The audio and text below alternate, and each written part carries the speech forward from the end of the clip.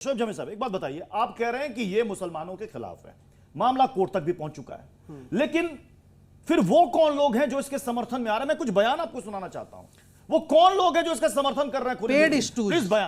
Please बयान दिखाइए। उनको खुद ही नहीं पता है, उन्होंने बिल तक।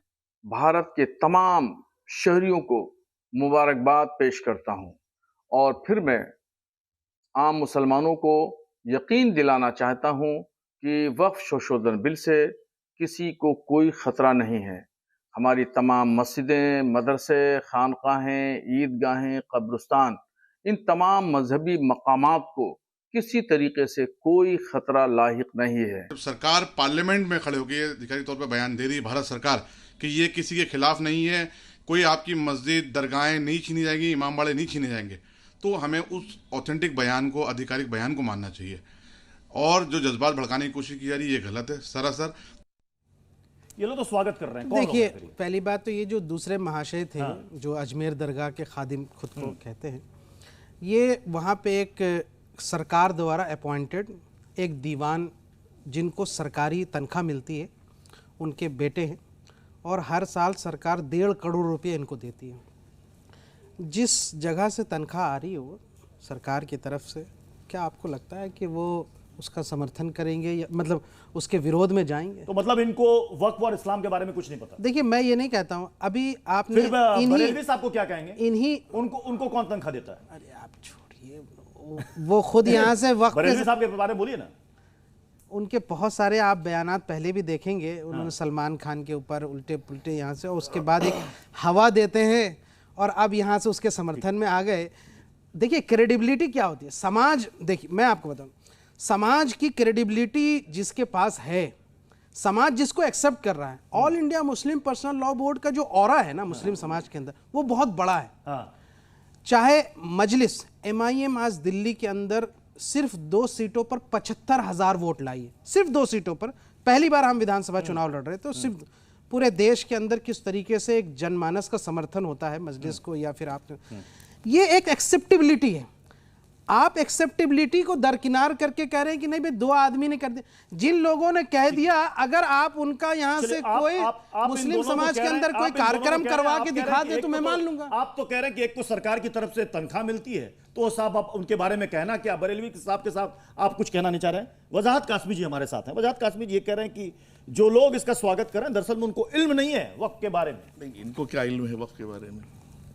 मैं कह रहा हूँ 70 सालों में, चलिए मोदी जी को आप समझ लीजिएगा कि मोदी जी ठीक नहीं कर रहे हैं इनकी नज़र में। 70 सालों में जितना करप्शन बोर्ड के साथ हुआ है, जितनी नाइंसाफियां हुई हैं, 70 सालों में मिस्कीनों को, गरीबों को कुछ दिया हो, मैं कह रहा हूँ सब चीज़ों पर छोड़कर ये इस पर बात करें कि 70 सालों में हुआ क्या है।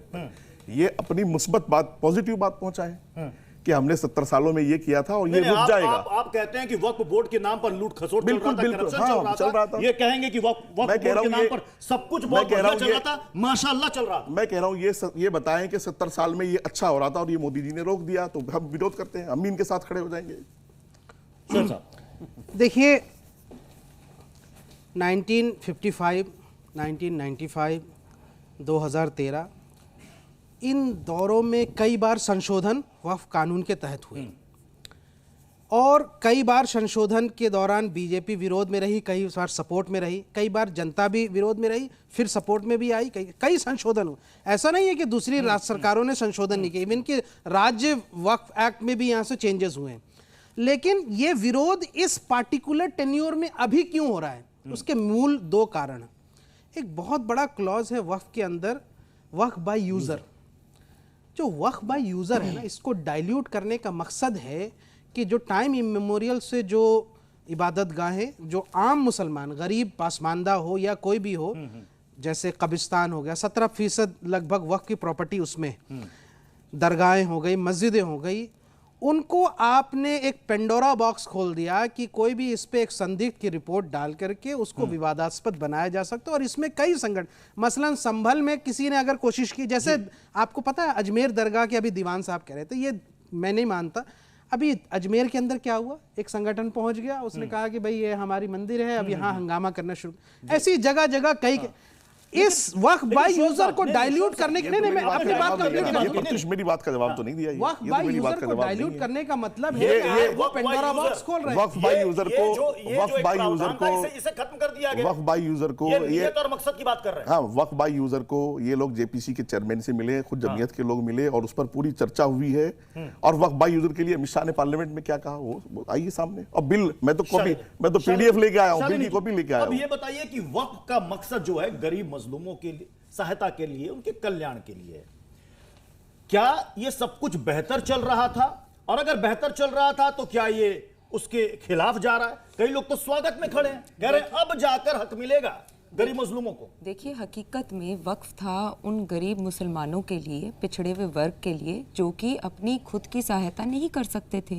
इसलिए हमने ये देखा है कि इस बिल का समर्थन सभी लोगों ने किया है। लेकिन पहली चीज, शोएब साहब नहीं कर रहे हैं। मैं वो ना करे, वो उनका अधिकार है ना करे, पर जो बात है, तत्व है, उसको सच्चाई से सामने तो रखिए। आप जब जाते हैं दरगाह के बाहर, आप देखते हैं जितने भी मजलूम गरीब व्यक्ति होते हैं या हैंडीकैप्ड लोग होते हैं, उनके ट्राईसाइकिल के पीछे कौन से वक्फ बोर्ड का नाम लिखा होता है? वहां तो एनजीओ के नाम लिखे होते हैं। दूसरी चीज, कौन सी बहनें हैं, बेवाएं हैं जिनको वक्फ बोर्ड के तहत मिले हैं कोई भी पेंशन या उनके बच्चों के लिए तालीम के इदारों के लिए मुफ्त तालीम मिली हुई है? कोई भी नहीं मिले। आज तक तो गरीब पिछड़ावा मुसलमान को ये नहीं पता था कि वक्फ के तहत हमारी ये सहायता हो सकती थी। अभी तो जागरूकता बढ़ी है। पूछ लेता हूं